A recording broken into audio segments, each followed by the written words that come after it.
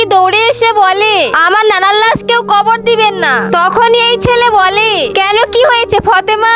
আমার নানা সব সম্পত্তি তোমাদের নামে লিখে দিয়েছে। সে ভুলে গিয়েছে তার একটা মেয়ে আছে, তাই আমি আমার মায়ের হকটা নিতে এসেছি। তখনই এই মামা বলে, তোর মা বাড়ি থেকে পালিয়ে গিয়েছিল, তাই বাবা তোর মাকে কোনো সম্পত্তি দেয়নি, আর আমরাও তোর মাকে কোনো সম্পত্তি দিতে পারবো না। তখনই ফতেমা বলে, তোমরা আমার নানাকে ভুলভাল বলে লিখে নিয়েছো তার সম্পত্তি, আমি আমার মায়ের ভাগ না নিয়ে এই দাফন করতে দেব না। তখনই এই ইমাম সাহেব বলে, আপনাদের তো জায়গা জমি কোনো অভাব নেই, তার মায়ের সম্পত্তি তাকে দিয়ে দিন। তখনই এই ছেলে বলে, আপনার কাজ আপনি করুন, আমাদের বিষয়ে নাক গলাতে হবে না।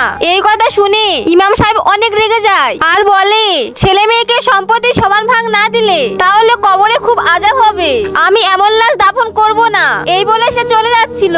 তখনই এই ছেলেটি তার ভুল বুঝতে পারে আর বলে, আমি তার মায়ের সম্পত্তি তাকে দিয়ে দেব, আপনি প্লিজ আমার বাবাকে দাফন করুন। এরপরে কিছু অহংকারী লোকেরা ভালো হুজুরের জন্য লাইক সাবস্ক্রাইব করে না।